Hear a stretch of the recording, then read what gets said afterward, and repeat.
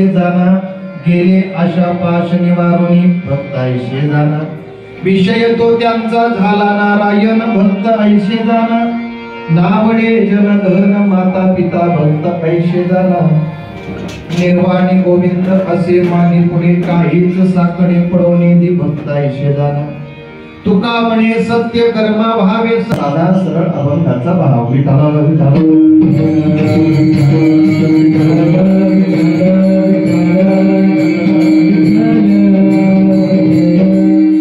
अभंगावर चिंतन करण्यापूर्वी अल्पसा परिहार सालाबाद प्रमाणे चालू असलेला हा वार्षिक महोत्सव उत्सव या ठिकाणी साई भंडाराच्या निमित्तानं होत असतो।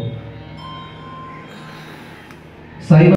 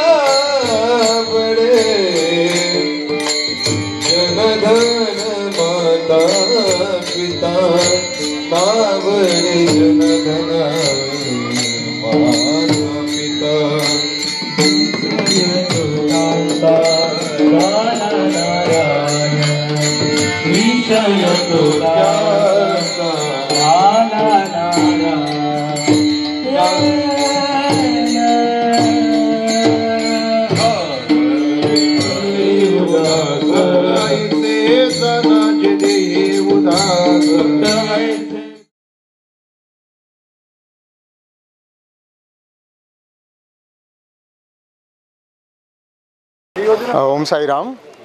आपल्याकडे 1998 पासून आपण हे साईनाथ महाराजांचं वर्धापन दिन साजरा करतोय मंदिराचा आणि आपल्याकडे 2011 पासून साई पालखीसुद्धा पदयात्रासुद्धा चालू केलेली आहे आणि हे खूप मोठं मंदिर आहे। गावामधून चांगला प्रतिसाद आहे, भरपूर संख्येने लोक इथे येतात आणि भंडाऱ्याचा आस्वाद घेतात आणि आपली ही परंपरा अशी चालत राहणार पुढे आणि याच्यासाठी बऱ्याच लोकांच्या शुभेच्छा पण येतात दरवर्षी। मनोर गावातील साई मंदिराचा 25वा वर्धापन दिन मोठ्या भक्तिभावानं व विविध धार्मिक कार्यक्रमांनी रविवारी 24 डिसेंबर रोजी संपन्न झाला।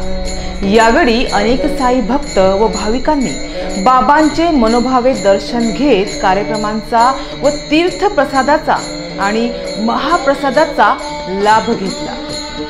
सालाबादप्रमाणे यावर्षीही साई मंदिराचा 25वा वर्धापन दिन कै गोविंद उर्फ दादा दिनकर भगत यांच्या प्रेरणेने रौप्य महोत्सव म्हणून साजरे करण्यात आले। यावेळी दिवसभर विविध धार्मिक कार्यक्रमांचे आयोजन करण्यात आले होते। पालघर जिल्ह्यातील मनोरमध्ये वेळगाव रोड येथील साईनगर येथे भाविकांच्या दर्शनासाठी साई मंदिराची स्थापना करण्यात आली आहे।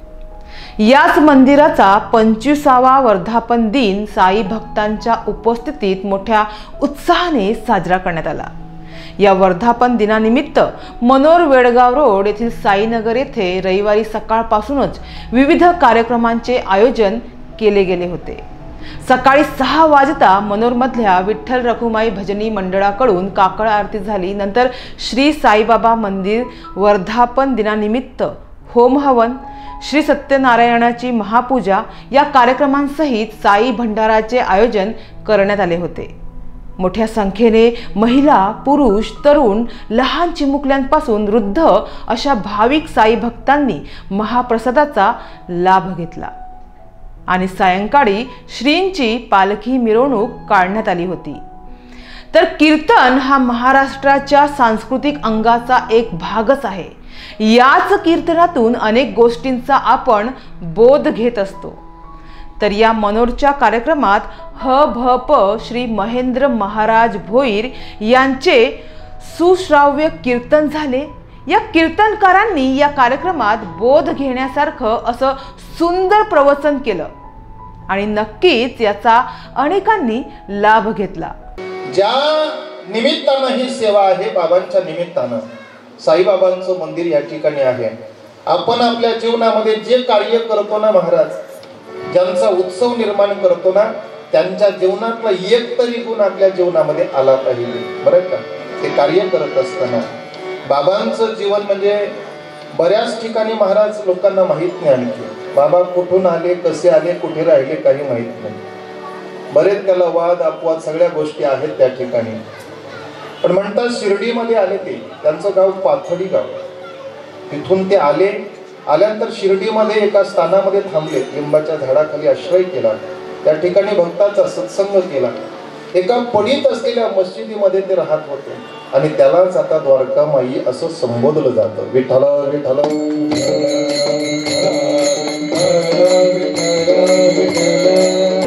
गुरुर ब्रह्मा गुरुर्विष्णू गुरुर्देव महेश्वरा गुरुर साक्षात परब्रह्म तस्मै श्री गुरुवे नमः. या मनोर या गावी कैलासवासी गोविंद दिनकर भगत या बाबांनी आपल्या जीवनामध्ये जे आपलं श्रद्धास्थान आहे, म्हणजेच साईबाबांची त्यांनी आपल्या जीवनामध्ये भक्ती केली आणि भक्ती करत असताना एक संकल्पना केली की कुठंतरी साईबाबांचं स्थान आपल्या घरामध्ये निर्माण करावं. म्हणून बाबांनी या ठिकाणी सुंदर असं मंदिर बाबांकरता निर्माण केलं की प्रत्येकाला त्या ठिकाणी त्या बाबांचं दर्शन मिळावं. या अनुषंगाने बाबांच्या या ठिकाणी सुंदर अशी वास्तू निर्माण केलेली आहे. आणि हे कार्य करत असताना बाबांनी 4 वर्ष या कार्याला झाली आणि बाबांचं देहावसान झालं. यहलोकाची यात्रा पूर्ण करून ते परलोकामध्ये निघून गेले. पण हे कार्य या परिवाराने थांबवलं नाही. तर बाबांच्या नंतरसुद्धा त्यांचा मुलगा आशिष दादा आणि अतिश दादा यांनी हा कार्य पुढे नेलेला आहे आणि गेली सातत्याने हे कार्य करत असताना आज त्या कार्याला 25 वर्ष होत आहे. म्हणजे रौप्य महोत्सव आहे. या ठिकाणी 25 वर्षाचा काळ कसा निघून गेला हे कळलं नाही. पण एक महत्त्वाची गोष्ट म्हणजे त्या काळात जो उत्सव त्यांनी निर्माण केला त्याच उत्सवाला खतपाणी घालून तो उत्सव कसा वाढेल आणि जास्तीत जास्त लोकांना या ठिकाणी सहभागी कसं करता येईल, सगळ्यांना एकत्र घेऊन हा कार्यक्रम हा परिवार करत आहेत. म्हणून निश्चितच मी त्यांना दोन्हीही मुलांना मी मनापासून धन्यवाद देतो की आपण हे बाबांचं कार्य त्यांच्या जीवनामध्ये त्यांनी जे नियोजन केलेलं आहे तो कार्य पुढं नेण्याचं काम ही मुलं करत आहेत. माझ्या या कार्यासाठी मी त्यांना खूप खूप शुभेच्छा देईन की आपण असं कार्य खूप मोठं कार्य व्हावं अशी माझ्याकडनं त्यांना शुभेच्छा आहे. आणि गोड नियोजन त्यांनी केलेलं आहे. असंच कार्य आपल्या जीवनामध्ये सातत्याने घडावं एवढीच माझी इच्छा आहे आणि त्यांच्या पुढच्या वाटचालीकरता मी खूप खूप शुभेच्छा देतो. सर्वांना सप्रेम रामकृष्ण हरी. आज आपल्या या मनोर गावामध्ये कैलासवासी आदरणीय गोविंद दिनकर भगत यांच्या या इवलेसे रोप लाविले द्वारी त्याचा वेळू गेला गगनावरी. त्यांनी हे छोटंसं रोप या ठिकाणी लावलं आणि खरं तर त्यांची श्रद्धा ज्याप्रमाणे वारकऱ्यांची श्रद्धा विठ्ठलावर आहे त्याचप्रमाणे त्यांची श्रद्धा साईबाबावर आहे. खरं तर जीवनामध्ये कार्य करत असताना आपलं श्रद्धास्थान आपलं अधिष्ठान हे खूप महत्त्वाचं असतं आणि त्यांचं जे अधिष्ठान आहे त्यांनी या ठिकाणी आज आपल्या या मनोर गावामध्ये साईबाबांची प्रतिस्थापना करून आज जवळजवळ 25 वर्ष झालेले आहेत. आणि बाबांच्या पश्चात बाबांचे बंधू असतील, कैलासवासी भगवान दिनकर भगत असतील, तसेच श्रीयुत दत्तात्रेय दिनकर भगत आणि आमचे दादा ज्यांना आम्ही प्रेमाने बंटी दादा तसेच बाई हाक मारतो, यांनी बाबांवर गोविंद बाबांवर श्रद्धा ठेवून साईबाबांवर श्रद्धा ठेवून आजपर्यंत हे कार्य आज तागायत अखंडितपणे सुरळीतपणे आणि उत्तम अशा उत्साहाने आनंदाने हे कार्य आजपर्यंत टिकवून ठेवलेलं आहे, चालवून ठेवलेलं आहे.